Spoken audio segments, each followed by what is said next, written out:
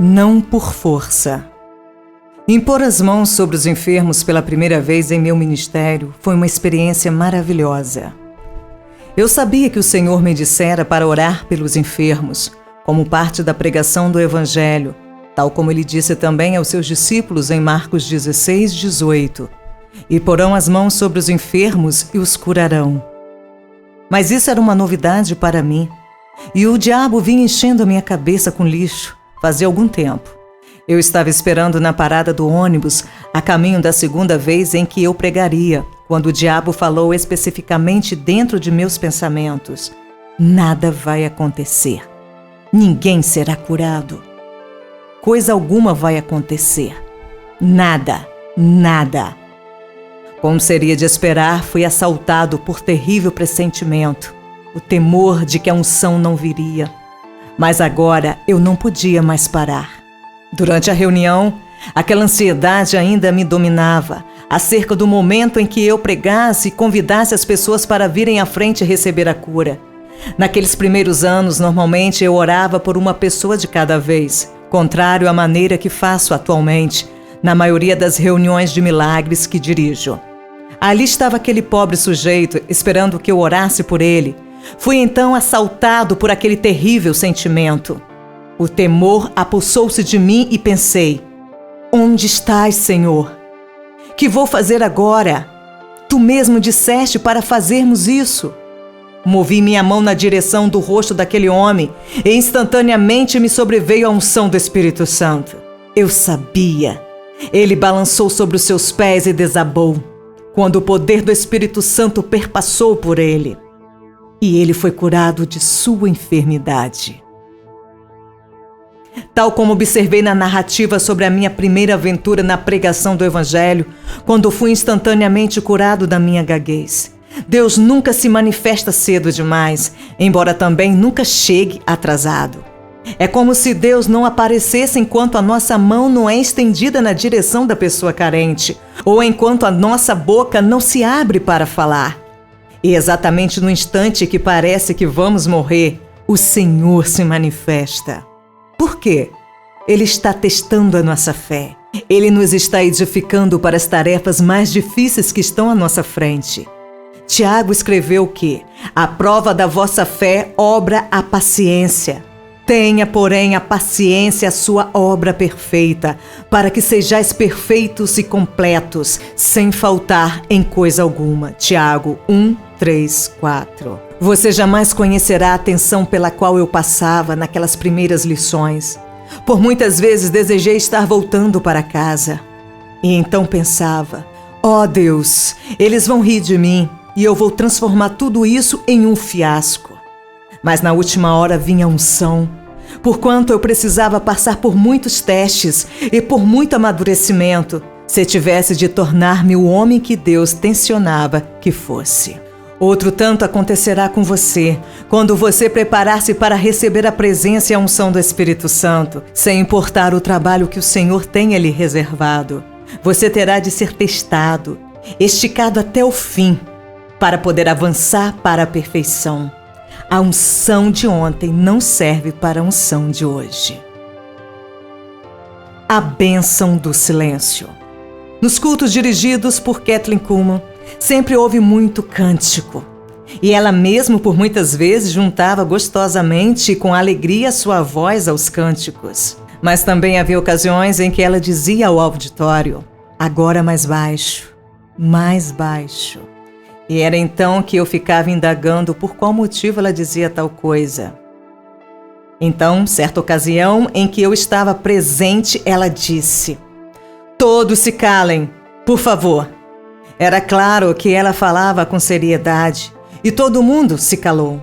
Charlie, o organista, sabia tocar com extrema suavidade. Penso que ninguém tocava tão suave para ela como Charlie. Tudo mais e todos se calavam. Isso continuava por cerca de 10 minutos. Silêncio. E então um homem sentado perto da frente começou a sussurrar dentro de suas mãos, que ele tinha posto diante da boca e do nariz, como se fosse conchas. Louvado sejas tu, Jesus. Louvado sejas tu, Jesus. Ele sussurrava tão baixinho que penso que ninguém o podia ouvir, e ele mesmo talvez nem tivesse consciência do que estava fazendo. Imediatamente a senhorita Kuma falou, em tom enfático: "Senhor?" Ela disse: "Calem-se!" Reiniciou um silêncio absoluto, exceto Charlie ao órgão. Passaram-se alguns minutos. Finalmente ela disse quase inaudivelmente em um cicio: "Ele virá quando vocês fizerem silêncio." E ela repetiu, a voz mais sussurrante ainda: "Ele virá quando vocês fizerem silêncio." Puxa, eu estava assustado. Eu não sabia o que aconteceria, mas eu fiquei esperando. Então, de repente, aconteceu. Por todo o auditório, milagres começaram a acontecer, o que foi confirmado na hora que se seguiu enquanto a senhorita Kuma falava com as pessoas na presença de todos. Eu estava no ministério fazia apenas 3 meses e nunca tinha visto coisa alguma parecida com aquilo. Milagres estavam correndo por todo o auditório e tudo começou durante aqueles minutos de silêncio. Voltei ao Canadá e pus-me a pensar sobre o assunto. Vou experimentar isso, pensei. Afinal, eu já tinha aprendido e experimentado muito nas reuniões dirigidas por Kathleen. Deus certamente a usava para operar milagres por todo o mundo. E Ele também a usou graciosa e misericordiosamente para ensinar-me e inspirar-me naqueles primeiros dias de meu ministério. Nos meus primeiros tempos de ministério, eu dispunha de um maravilhoso, mas vocífero coro. Mais da metade deles eram jamaicanos e haitianos, e o resto uma mistura vinda de todos os tipos de pano de fundo. Eles cantavam com imenso entusiasmo, para dizermos o mínimo. Eram belos porque podiam ser realmente ruídos em suas exuberâncias quando adoravam o Senhor. E assim, certa noite de segunda-feira, o salão estava cheio. Eu disse de antemão que eu queria que todos se calassem, no momento crucial. Bem, foram necessários cerca de 20 minutos para que eu conseguisse que eles se aquietassem, porquanto continuavam dizendo: "Agradecido, Senhor, aleluia!" Algo perfeitamente normal para os crentes carismáticos, sempre tão entusiasmados. Eu disse: "Agora, calem-se! Se vocês continuarem se movendo, vou mandar vocês lá para baixo." Eles fizeram o melhor possível. Olhei para o rosto do meu líder dos cânticos e a sua fisionomia mostrava que estava curioso para saber o que estava para acontecer. Muito francamente, por aquela altura eu também estava perguntando de meus botões o que eu faria em seguida. Honestamente, eu não sabia se faria algo ou não. Tudo quanto eu sabia era o que Kathleen tinha feito e como o Senhor havia atuado. E calculei que, se nada viesse a acontecer, eu me esqueceria e passaria adiante.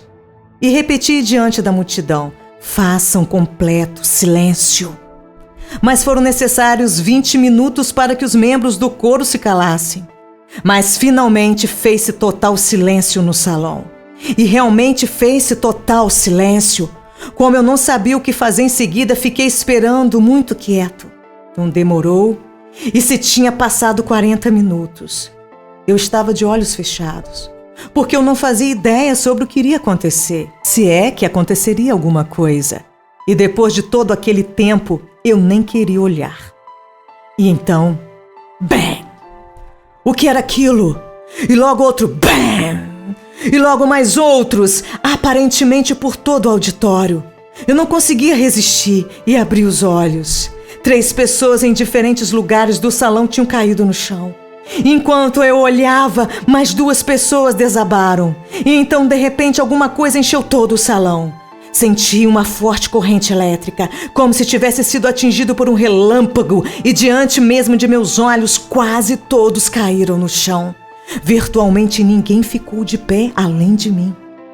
Fiquei atônito. O dirigente dos cânticos estava caído no chão chorando. Os músicos, porteiros, todos estavam caídos no chão. Agarrei-me fortemente ao púlpito e ouvi a voz de Deus. Sei que fui o único a ouvir aquela voz. Deixei-te de pé para contemplares a cena. Eu tinha aprendido uma lição, mas a lição ainda não tinha terminado. Poucos dias depois, um amigo de nome Peter me chamou pelo telefone. Era sexta-feira à noite e ele disse: "Quero levá-lo a um lugar amanhã, mas você terá que estar pronto para partir às 5 horas da madrugada." Eu nunca havia apreciado muito as primeiras horas da manhã. "Para quê?" indaguei. "Não se incomode, eu irei aí apanhá-lo às 5 da manhã." Eu relutava, mas Peter era um bom amigo. Vimos-nos às 5 da madrugada e partimos no automóvel dele. Em Toronto não é preciso guiar por muito tempo até chegar aos bosques, e era ali que estávamos chegando, dentro em pouco. Ele estacionou o veículo e andamos por diversos minutos, floresta dentro. Agora estávamos bem no interior da floresta, e nada mais víamos senão árvores, aves e esquilos. Paramos e ele disse: "Voltarei daqui a pouco." Imaginei que ele ia a algum banheiro, pelo que fiquei esperando. E então esperei, 10 minutos, 20 minutos. Estava muito quieto e comecei a ouvir ruídos como eu nunca tinha ouvido antes. Parecia que eu chegava a ouvir o pulsar de meu próprio coração. Estava certo de que podia ouvir minhas orelhas. Estava tudo extremamente silencioso. Calculei que Peter já deveria estar de volta. Ele não tinha ido somente ao banheiro. Por isso gritei ao máximo de minha voz: "Peter!" Mais silêncio. E então, de súbito, ele saltou de trás de um arbusto. E aquilo me assustou terrivelmente. "Por esse motivo eu o trouxe aqui", disse ele. "Só para assustar-me?" "Não, para ensinar-lhe que você não sabe ficar em silêncio. Você vive falando, ou se movimentando e fazendo barulho. Eu o trouxe aqui para o bosque, para dar-lhe uma lição." Eu não estava impressionado, ou pelo menos eu disse que não estava impressionado. Disse então Peter: "Você sabia que Tuareal Moody declarou: se eu puder apanhar um incrédulo e fazê-lo ficar quieto por 5 minutos, naquele minuto poderei fazê-lo pensar sobre a eternidade e poderei conduzi-lo à salvação? Não precisarei dizer coisa alguma?" Quietude. Aprendi o poder do silêncio. O lugar santo é silencioso. Você precisa aprender a ficar quieto diante de Deus e a adorá-lo em silêncio. Você descobrirá a unção. Guardando a promessa. Há vários anos que venho dizendo que Kathleen Kuhlman era uma pregadora do Evangelho a quem eu vinha seguindo bem de perto. Embora sem ter consciência disso, ela me ensinou muita coisa. Mas cumpre-me confessar que na primeira vez em que a vi em Pittsburgh, não consegui apreciá-la como cheguei a apreciá-la mais tarde. Da terceira fileira de bancos do templo da primeira igreja presbiteriana, eu a observei movendo-se graciosamente, quase na ponta dos pés, pela plataforma. Os braços abertos enquanto caminhava vestida em seu vestido frouxo que lhe chegava aos pés, com laçarotes, mangas compridas e colarinho alto. E enquanto a multidão compacta irrompia com um hino, quão grande és tu, aquela madame esguia de cabelos avermelhados corria até o centro do palco, conduzindo a conclusão do hino com voz poderosa, o que era uma das marcas de seu notável ministério. As primeiras palavras que ela disse pelo microfone foram: "Alô, vocês aí! Vocês estavam esperando por mim?" Lamento que minha resposta imediata foi um duro não. Mas eu não era o único que tropeçava por causa dos muitos maneirismos da senhorita Kuhlman. Há uma lição que precisamos aprender nas advertências da Bíblia acerca de um espírito zombeteiro. Pois eu me encontrava entre os relativamente poucos que tiveram a oportunidade de testemunhar. Relativamente de pouca distância, que a espetaculosidade externa dela de maneira alguma revelava o coração, o espírito ao poder daquela mulher. Com base nas experiências que tive com ele, muito aprendi e continuo aprendendo. Por muitas vezes, enquanto me mantive próximo ao ministério dela, nunca deixei de vê-la dizer, com lágrimas nos olhos e com tremor quase imperceptível nos lábios, estas palavras quando ela invocava o Senhor: "Prometo-te a glória e agradeço-te por isso. Agradeço-te por isso." De outras vezes eram palavras mais simples e íntimas: "Querido Jesus, milhões de vezes agradecida." Asseguro-lhe, amado leitor, que não pode haver outra maneira. Quando você buscar e receber unção, a glória deve ser dada exclusivamente ao Senhor. Qualquer falha nesse campo seria um desastre. Peço-lhe somente que considere os ministros de Deus caídos que, no decorrer dos anos, têm tropeçado quanto a esse particular. Espetaculosidade e mesmo ostentação são uma coisa. Orgulho e ingratidão são coisas bem diferentes. Eu te prometo a glória e, querido Jesus, milhões de vezes agradecida. Uma lição sobre a oração. Em 1977, após o falecimento da senhorita Kuhlman, no início de 1976, foi-me solicitado dirigir um culto memorial em honra dela, em Pittsburgh, pela Fundação Kuhlman. Até aquela ocasião, meu trabalho no ministério dela tinha consistido em coisas de segunda ordem, como distribuir a música para o coro. Por isso, fiquei atônito que me tivesse sido pedido para participar de um evento tão significativo. Eu era muito jovem e imaturo como crente e aquele seria um acontecimento de grande importância. Quando cheguei ao escritório na casa Kerton Mertherten, que tinha sido mais íntima confidente de Kathleen, a quem amo muito em Cristo, puxou-se-me para um lado e disse algo que me deixou admirado. Agora, não vá orar para ficar tão ligado e envolvido em suas próprias necessidades que Deus não possa usá-lo esta noite, disse ela, quase ralhando comigo. Vá e dê um cochilo ou coisa semelhante. Eu quase não podia acreditar no que estava ouvindo. Aquilo era a coisa menos espiritual que eu já tinha ouvido. E pensei, essa é a mulher menos espiritual que já conheci. Mas eu iria orar, quer ela gostasse, quer não. Jimmy McDonald, o cantor, veio e me levou ao Carnegie Music Hall, descrevendo o programa da noite. O coro cantaria isso e mais aquilo. E então ele mesmo cantaria. E quando eu começar a entoar Jesus, há algo nesse nome, você aparece. E fiz sim com um aceno de cabeça. Pois bem, exibir um filme de uma poderosa reunião de Kathleen em Las Vegas, que continua produzindo um impacto impressionante, sempre que é exibido. E em seguida, Jimmy cantou. Por detrás do palco, dei uma espiada na multidão e gelei. Eu não conseguia mover-me. Jimmy cantou um hino pela segunda vez e depois pela terceira vez. E finalmente disse, quando cantarmos na próxima vez, Benny Hinn comparecerá. E adicionou algumas poucas palavras de cumprimento a meu respeito. Naturalmente, a maior parte dos presentes não sabia que eu era. Ele cantou novamente. E eu continuava gelado de medo. Finalmente, apareci no palco. Jimmy sussurrou, onde você estava? E com isso, ele deixou o palco. E isso não fez as coisas parecerem mais fáceis para mim. Tentei guiar os presentes no hino uma vez mais, porém comecei o hino alto demais, foi horrível. Ninguém cantou comigo, eu estava lutando sozinho. Tudo quanto eu podia pensar era sair dali e voltar para casa. Parecia que quase meia hora se tinha passado. Tudo quanto eu podia fazer foi levantar os braços para o ar e clamar. Não consigo fazer isso, Senhor, não consigo. Foi naquele momento que ouvi uma voz lá dentro de mim que disse, estou alegre que não possas fazê-lo. Agora farei eu. Relaxei completamente, foi como se eu tivesse saído do inferno e entrado no céu.